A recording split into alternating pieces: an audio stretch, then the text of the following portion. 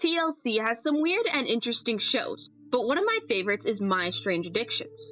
One of the most memorable episodes for me is Michelle's, the woman addicted to drinking blood. And no, she's not a vampire, she just enjoys the taste. But this got me thinking, could humans survive on blood? And realistically, how would a vampire exist in the real world? Could a human survive on blood? Simply put, no. At least not without consuming other foods.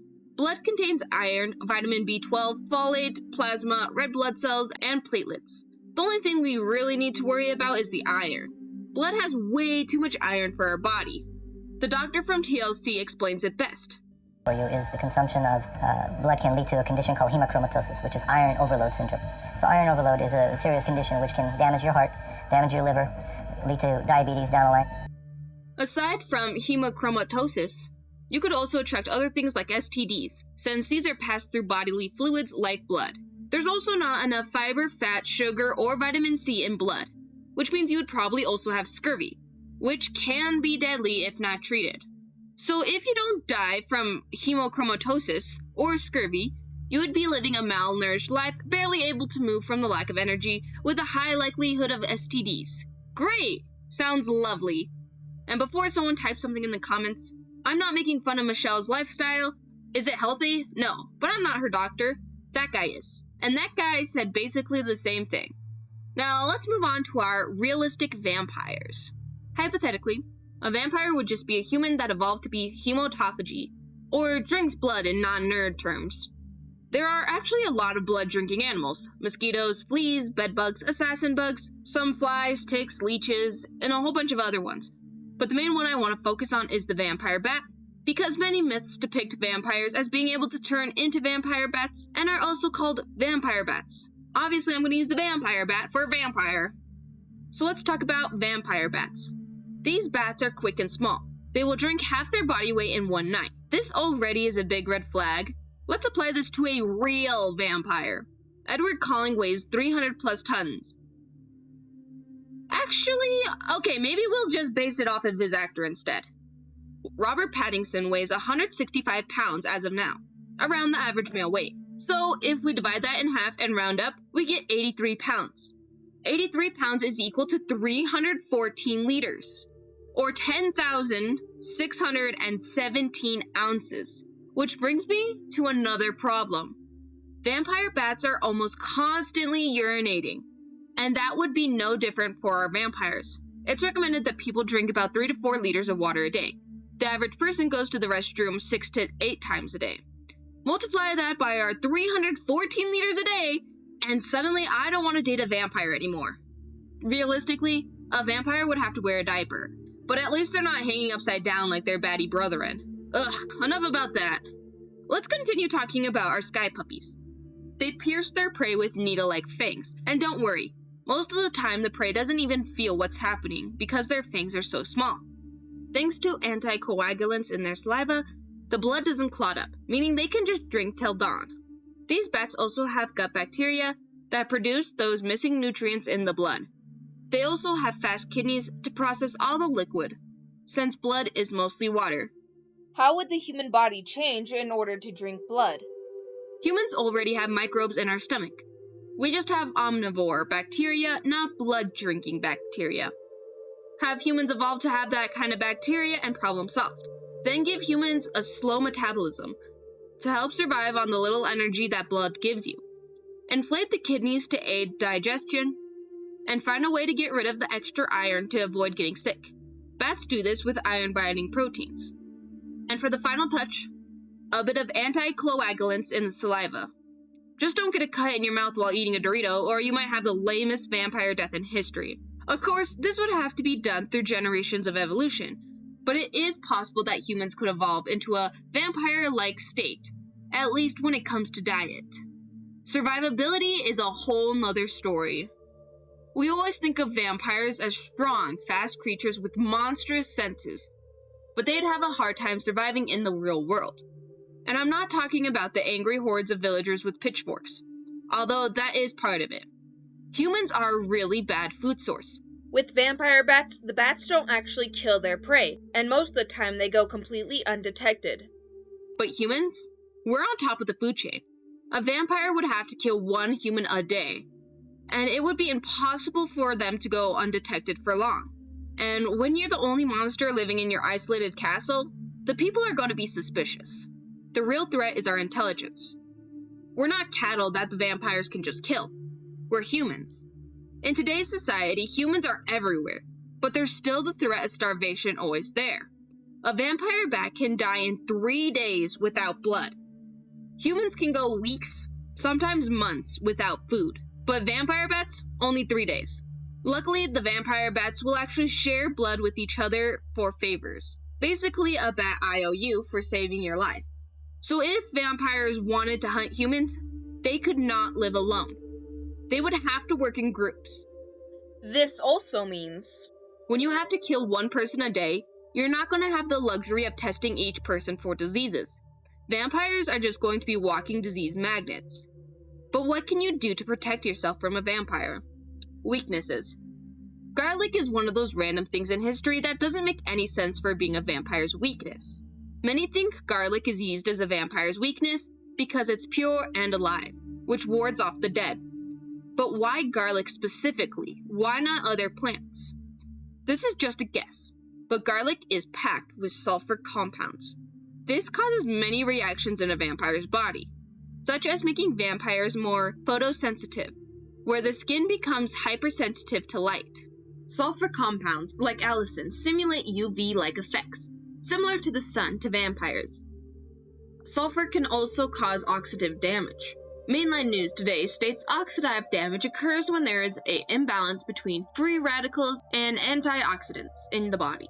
This imbalance can lead to cells and tissue damage, contributing to health problems such as diabetes, Alzheimer's disease, and cancer. I'm not saying garlic is bad for you.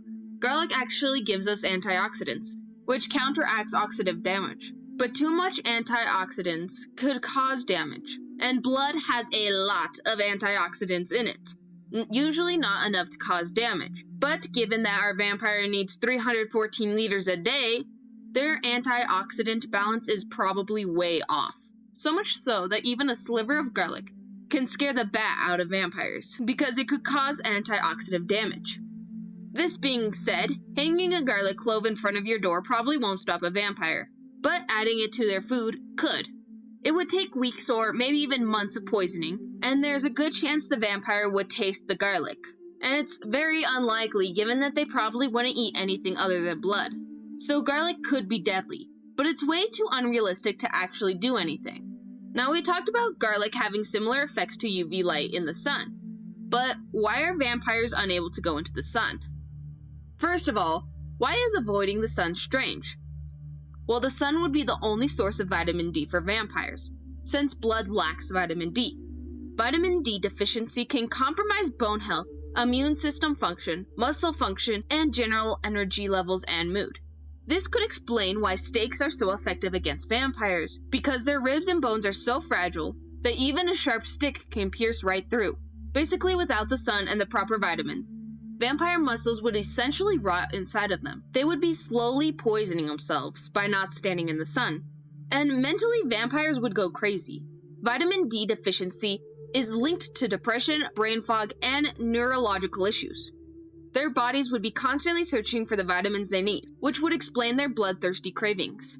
Wow, I'm starting to feel bad for these vampires. But if vitamin D is so important to vampires, why do they avoid the sun?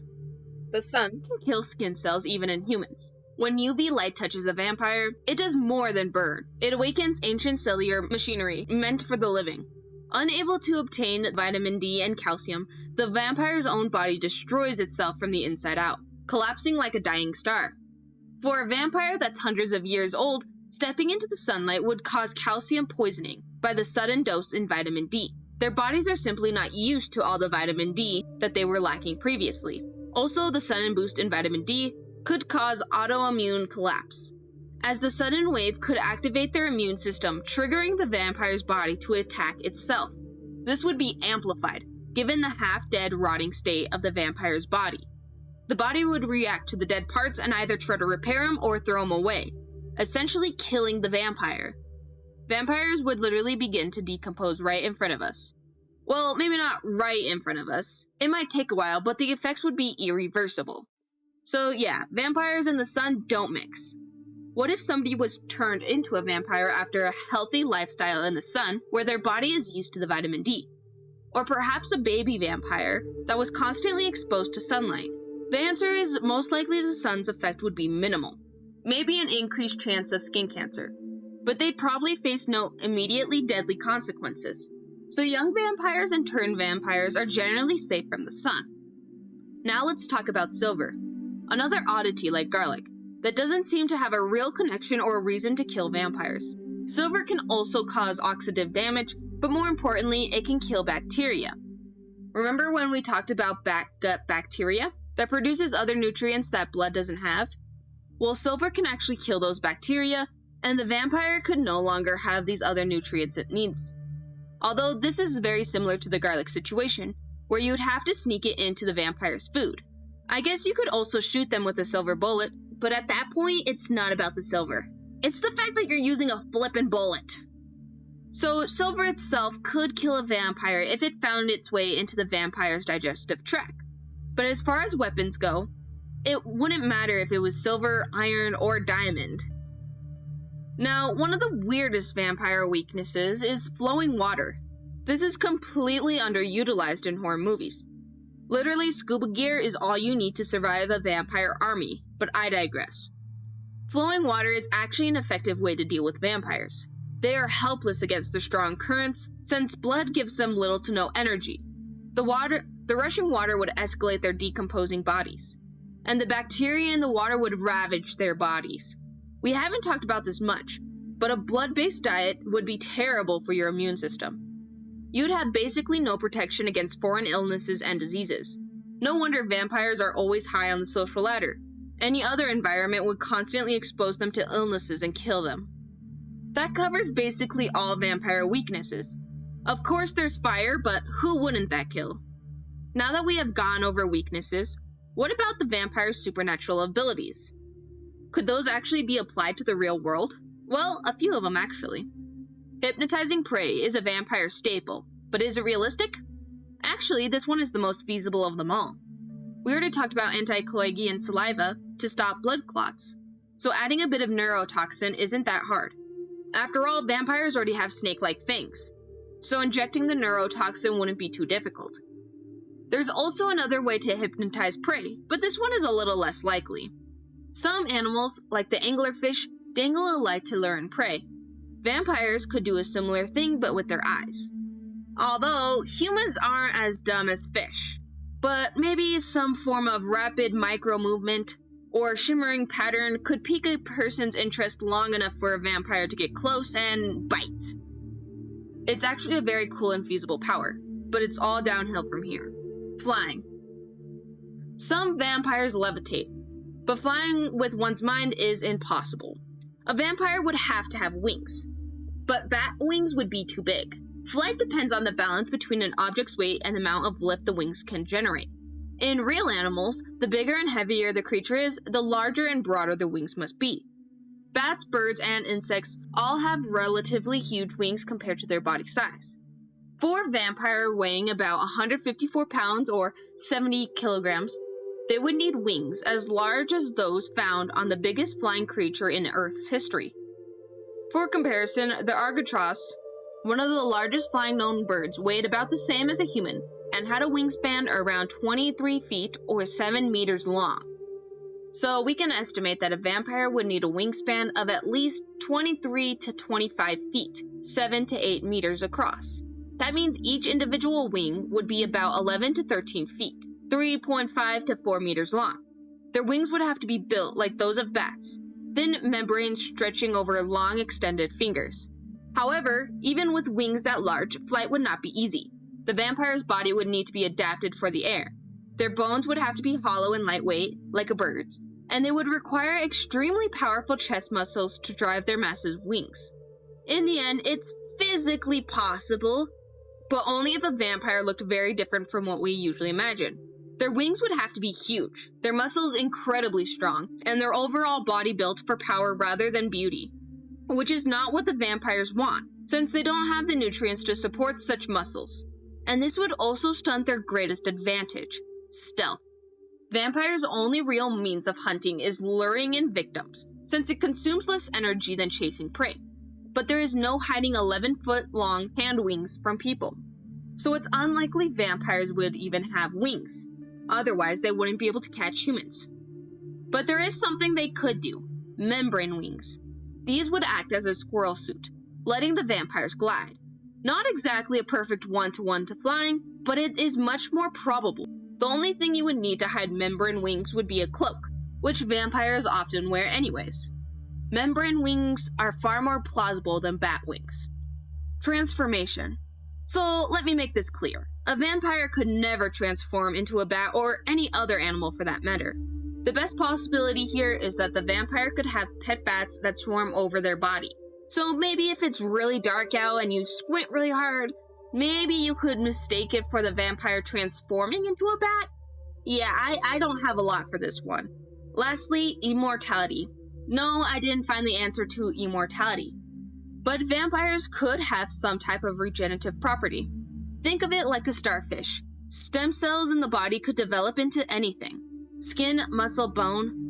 Depending on the severity of the injury, it could take hours or weeks to heal, even maybe longer. Vampires aren't immortal, but they could hypothetically survive having a limb chopped off. Except one thing. It would probably get infected and kill them anyway. No. I can't do this to the vampires. The vampires need at least one win. The odds of them getting sick from an injury is very, very high, but I'll let the vampires have this one. You guys are technically immortal. So what would a vampire look like in the real world? Well, they'd look mostly the same. Pale with fangs and most likely bald, since hair would probably fall out of their rotting skin and new hair would never grow because of the lack of nutrients. They would avoid garlic, sunlight, silver, and flowing water, which would only increase their rotting urine smell. A diaper would be a must-have, and a cloak to cover their membrane wings. They would have anti-clogian saliva, and the ability to create patterns in their eyes to lure in people. They would be constantly on the brink of going crazy because of their vitamin deficiency. They'd almost definitely have STDs and be in constant fear of catching colds, because their immune system is terrible. Not exactly the charming, all-powerful, ancient demon that movies make them out to be. I'm glad vampires don't exist. Not for my sake, but for them. The crappy life they would be forced to live would be torture. The only way for a vampire to survive would be sitting in a dark basement with a constant stream of blood, as they wet themselves constantly and put hand sanitizer on every hour, with the fear of getting sick. Their bodies would literally be rotting, and they'd almost never fly due to the energy it consumes. Until next time, keep exploring history one monster at a time.